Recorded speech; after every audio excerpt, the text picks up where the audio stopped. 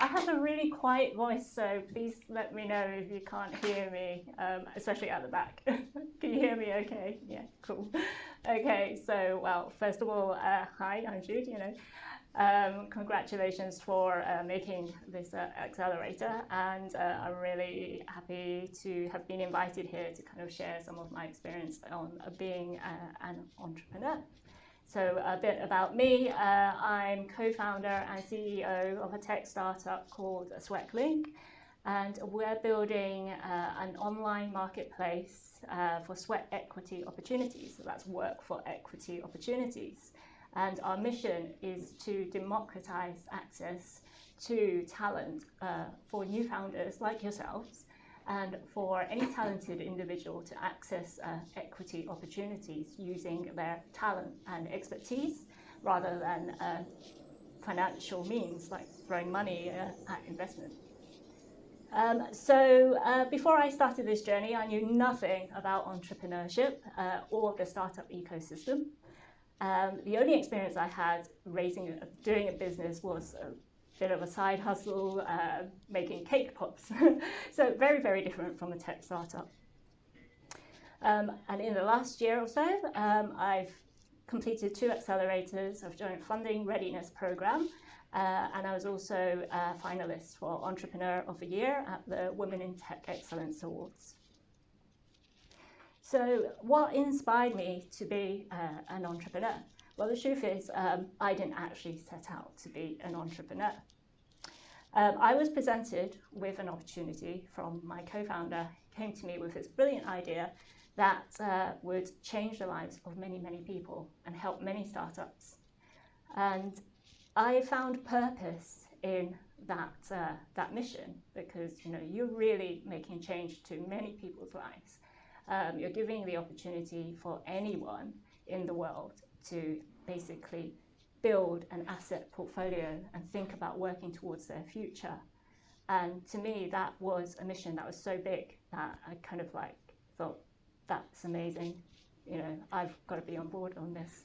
And I have the skills and the expertise to help him take this idea from being a napkin idea through to an MVP, and basically getting our first customers. So purpose, as Dan mentioned, is really, really important, because that's what's going to keep you going when the going gets really tough. That's the only thing that you're going to basically be able to get you up in the mornings when it's really tough and things haven't gone your way, or things are taking a lot longer than you'd hope. So I'm sure you kind of all know that it's going to be a really, really hard journey. So as Dan kind of mentioned, are you in this for the right reasons? Because if it's to make money, there is a lot more easier ways to do that. So what are some of the things I've learned so far? First of all, everything takes a lot longer than you think it will. So to illustrate this, this is our expectation. After we launched our MVP at the end of 2020, we quite quickly acquired our first paying customers. And to us, that was a signal of, yeah, we're onto something here. We kind of have some validation. So then from that, we started to think, okay, let's get ourselves pitch ready, start looking for fundraising for investment. And then we kind of we weren't too optimistic in terms of unrealistic expectations of how long that would take. We thought it would probably take 3-4 months to actually get investment, so we allowed for that. And then sort of towards the last quarter of a year, we thought, okay, we'll get our investment, and then we'll get the money to build our team, and we'll be able to develop from our MVP onto the actual platform that we have on our technical roadmap, with a view to launching a beta at the end of that year or the beginning of 2022, this year basically. So the reality, this is what actually happened last year. So you can see from launching our MVP, we've actually only now just got to the point where we're starting to look at seriously fundraising, seriously starting to look for investment. And that's because so many things will come up during that journey that you're about to start on. So many things that you never knew existed, and lots of rabbit holes, and generally everything just takes a lot longer. So after we kind of like went and we got our first 2 customers, we went down the route of applying for a grant. We joined an accelerator, and then that gave us kind of like the information to start pulling together our first initial pitch deck. And then we were like doing market research as well, and we rebranded based on our research that we found. And then there was like more pitch deck iterations after feedback, after talking to more people, talking to potential investors, and taking part in these accelerators. So you'll need to kind of like, I guess, not be too hard on yourselves in that, you know, if plans don't go according to how you originally intended, because you might find that you'll have to pivot, or you'll have new ideas that you want to test. And for sure as well, your pitch deck will be ever evolving. You'll go through so many iterations as you go along that journey. So the other thing I've learned is that you have to be the face of your company. So unfortunately, there's no hiding here. And for people like me who are like extreme introverts, and even some extroverts as well, you have to actually put yourself out there, get on social media, get on LinkedIn, start talking to people.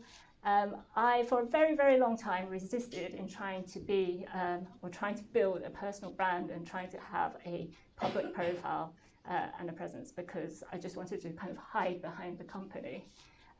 Or I just wanted to find someone else who would be able to do that and take that on. But what I learned was basically when you start talking about what you're doing and you start being seen, then opportunities come and find you. Like this talk, for instance, you know. So when you can embrace it, you'll find that you'll move a lot faster. And then the other thing to bear in mind as well, of course, is when you start looking for investment, investors will be looking at you. So investors are not just interested in your idea or the traction that you've made. They're really interested in you because they are actually investing in you. They want to see that you are the person that can actually make that idea work, because they will have seen probably, well, I have actually been told by an investor that he will see one idea that's been pitched to him by 5 different people at any one time. So I guess my advice here would be to start building your presence now. You don't need a product, you don't need a service. Just start building your personal brand, your personal presence, your like professional profile. So the next thing that I learned was you don't know what you don't know. So if you don't know, then speak to somebody who does. Talking to people who have been through what you've been, or who have specifically dealt with the challenges that you've dealt with, will save you so much time and potentially so much money as well.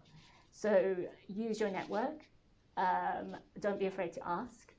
And that's kind of like why it's so important to really start building your network now, as soon as you can. And then the next thing I learned was basically you will feel FOMO like you've never felt before, because there's lots and lots happening in the startup space right now. So much bright, shiny things to get your attention. And it can be difficult to know which ones are worth investing your time in. But if you try to do everything, then you'll quickly burn out. So you need to treat your time as it's like the most precious thing that you own. One definition of the word distraction that I came across, which I really like, is that if it doesn't help you make traction, then it's a distraction. So before you decide to go down that next rabbit hole, ask yourself, is it traction or is it a distraction?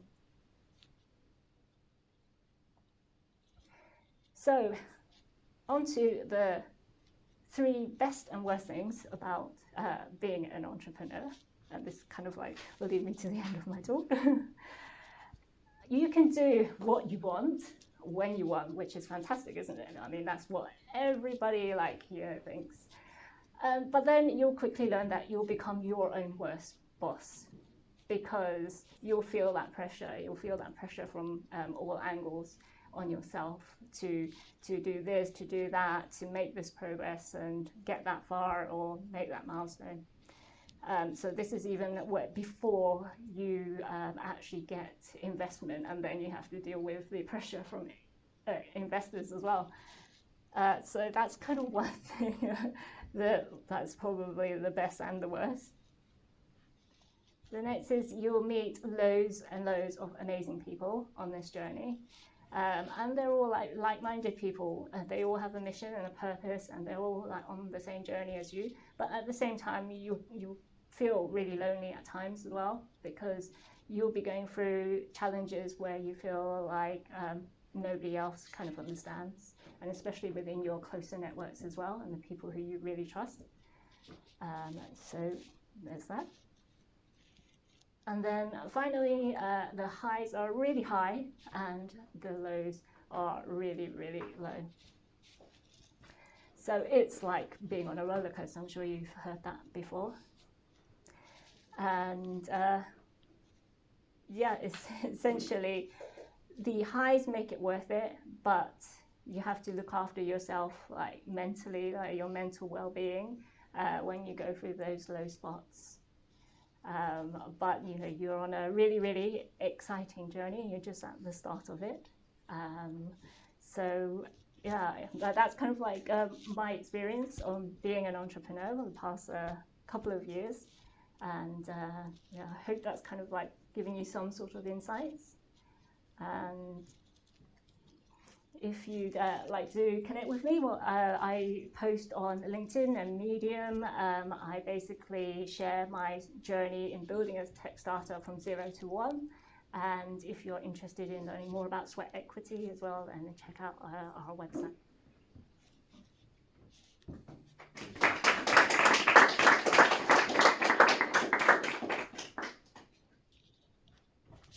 Yeah, that's a really good phrase. If it doesn't help you make traction, it's a distraction. And that is really true. And you've got finite time to do things, but at the same time, which is also very true, looking after your mental well-being. So where to draw the balance in terms of I try and maximise all the time, but sometimes need what then becomes an acceptable distraction. I think what it is you do have to, I make use of I make time to kind of allow myself to go down those rabbit holes, because they do open up opportunities.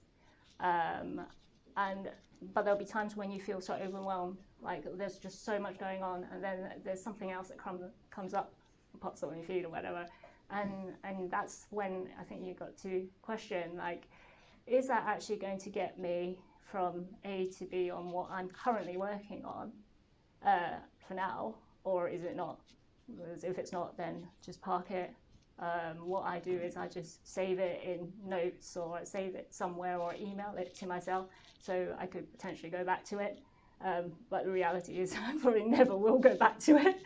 But yeah. I've got so many tabs on my phone from articles I'm not read. Yeah. I just had a quick question about, so the process of changing your name and finding the market research to do that, what steps did you go through to find people that you sort of trusted their opinion, and then also what kind of questions did you give them to, was it just Sweatlink or something else, or?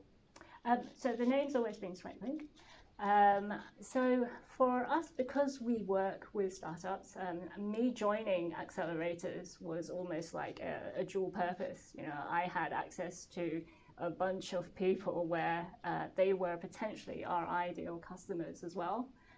So I used that opportunity to ask founders, ask people who might be interested in sweat equity, questions. Basically, I made a survey, which I just kind of asked the guys at the accelerator to help me distribute, essentially, and network. Yeah. How do you prioritize working on the right things? Do you have certain frameworks or habits you've built? Working on the right things. Yeah. Be started, for example. I've tried a lot of like productivity tools and stuff. I think what's helped me, I use Notion and stuff to keep everything all in one place. And since we hired like our first employees as well, that's become a bit of like, that's where they pick up their tasks from and everything as well. And then I've got like a separate tool that I use for like a marketing plan. I use Miro for that. Miro is brilliant for doing workflows and calendars, anything you can think of, that kind of thing. So, but in terms of kind of like prioritization, that's quite a tough one.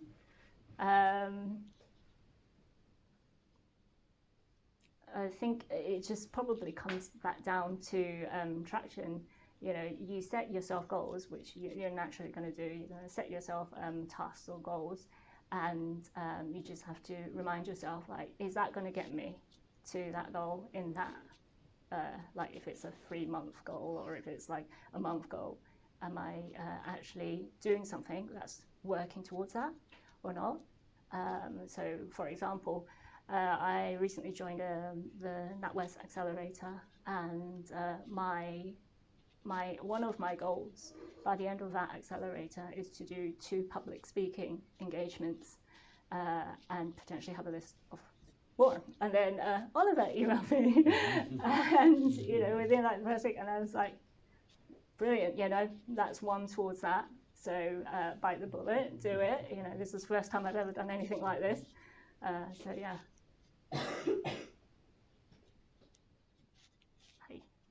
Was there ever times where you doubted the vision? Doubted the vision? No, there's not been times where I've doubted the end vision. There's been times where I thought, because for us, I think there's a big educational piece, and it's almost like a change in behavior as well for many, like for a lot of people. Like a lot of people haven't heard of what sweat equity is. I have people saying to me, hey, I hear you're in the fitness industry. I was like, no, I'm not actually. Yeah, so I think it's more about learning how we're going to position that to people, how we're going to get our message across, the right way to get that across to people who've never come across that concept before. What is sweat what it is. equity? Sweat equity is work for equity. So as founders, all the work that you're putting into your startup now is sweat equity. The best way to look at it is your business is a separate entity to you. So all the work that you're putting in now is earning you shares in your company. So you kind of like have to look at your company as a separate entity, and anyone who's working for shares in that company or share options is earning sweat equity. Sorry, go on. I'll take one of the back. How do you think the funding readiness program sort of helped you to get ready to like pitch for your next stage of funding and stuff like that? Yeah, so I guess when we first started looking into fundraising, we thought, okay, yeah, we'll go out, we'll pitch to some angel investors. I kind of have heard about them before. I've heard of VCs before. We'll go out and pitch to them. The funding readiness program really sort of introduced to us the different types of funding that are available. like crowdfunding and stuff. So, one thing I learned about crowdfunding, which I never knew, everyone sort of thinks, great, there's a crowdfunding platform, I'll get on that, loads of people will love my idea, and they'll invest in it, sort of thing. And it's open to anyone. But actually, to get on a crowdfunding platform, you actually need to be confident that you can raise something like at least 50% from your own network. So that's kind of like almost one of the criterias for getting onto a crowdfunding platform. So things like that you would never know unless you go like onto one of these funding readiness programs where they teach you about this stuff, and they have people who are actually in that line of business to tell you about it. Could I ask what programs you applied for? Yeah, so the funding readiness program that I did was the Barclays Eagle Labs one. I thought that was brilliant. I thought that was really, really good. But I'm sure there's like probably tons of others out there. Thank you. Yeah. So in Swecklink, you have two user bases, right? The startups, the employers, and the employees, right? How do you reach out to the employees? How do you market to them? So for us, this is quite a challenge at the moment. We've actually not spent any money on marketing so far. So we have about 50-ish members at the moment, and all that's being done through just me talking, posting about stuff and things like that. So when it comes to marketing, then our prime, I guess, audience will be LinkedIn users. So that people you'll go through, and I'm sure you'll learn about defining what your ideal customer persona is. So we'll be using tools like that to target them and get the messaging right for them. Is it like a matching portal in a way for people who want to get experience or like add to the business and then in exchange for equity and then vice versa? Like that, yeah, essentially we have described it in the past as a matchmaking portal for people looking to give equity in exchange for talent, and people with talent looking to gain equity. Yeah. Is it like how is it contracted? So it's like defined periods for that, and like you have to sign. Do each party have to sign contracts to make sure that actually happens and then the transaction takes place? So one thing we discovered is if we do anything more than kind of like saying here's a group of people who want to look for equity and here's a group of people who want to give equity, then we have to be FCA regulated, because essentially you're making introductions to potential investment. So on the contractual side and things like that, we're actually looking to partner with legal firms or like places like C Legals who offer templates like founders agreements or sweat equity agreements. There are specific legal templates that you would use to define those. But for the time being, it's done between the two parties. Yes. Mm-hmm. Yeah, so like I think I got an invite into the NatWest Accelerator too. So like, has it been beneficial to like your growth so far, and like what incentives to join, like what the incentives to join basically, or what the positives from the accelerator, and is it worth it?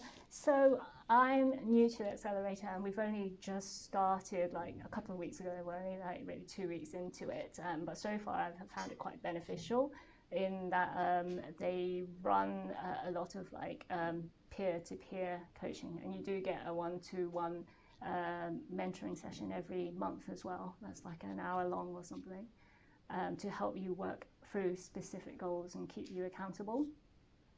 And then there's like other benefits, I think, like banking and things like that as well.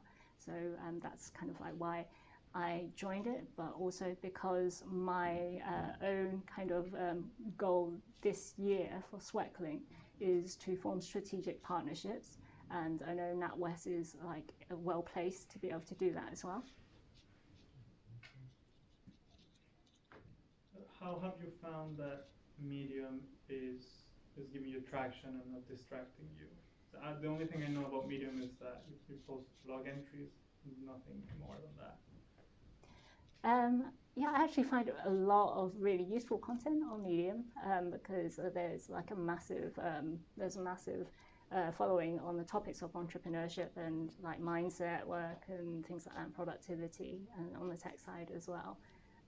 So I do read a lot of Medium stuff, but I think like anything, it's just one of those things where if the headline grabs me, then and it's something I'm actually interested in, then I might read it or scan it, but otherwise I just kind of ignore it.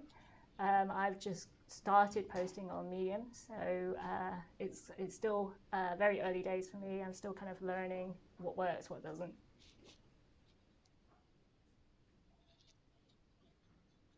Any other questions?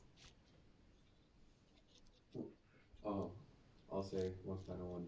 So we've talked a lot about, especially today, and you said at some points you have like that close network of other like-minded people. How do you filter out maybe the advice that isn't as applicable, and how do you kind of combine that in your head to actually make actionable decisions?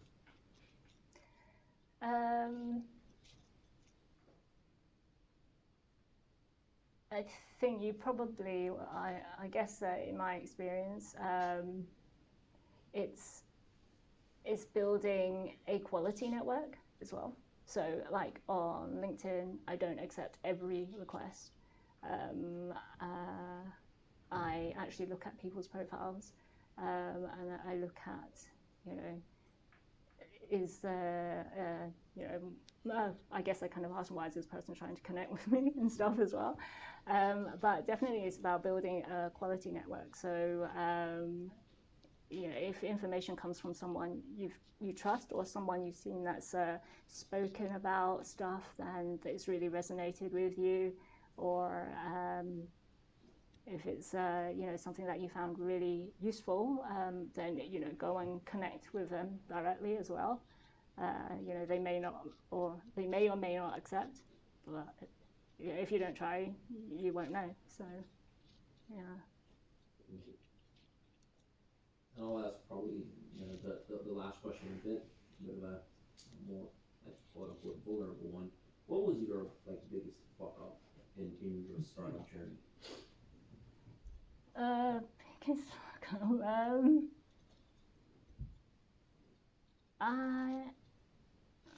I don't know. There's a massive fuck up, to be honest with you. I think you can't fuck something up so bad that unless people die from it, kind of thing, then yeah, that's pretty bad. But I don't think you can. You just almost have to learn from your mistakes and don't let it kind of stop you from just getting up in the morning and continuing on. One of the mistakes that I've made is not a massive fuck up. Is I spent probably about 3 weeks or so, totally 3 weeks solidly trying to apply for an Innovate UK grant, which is really hard. And I didn't know anyone who'd gone through the process, and I'd kind of heard about it through someone else at the very last minute. So I thought, oh my God, I need to get this application in, not realizing that they run it every so often anyway. So I thought it was my last opportunity to go for it. So dedicated probably at least 3 solid weeks trying to get an application in. And we were rejected, and kind of okay, yeah.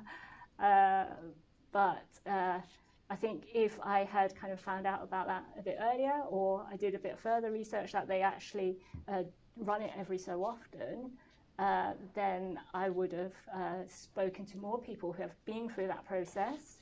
I potentially would have approached agencies that actually help you to write these applications and things.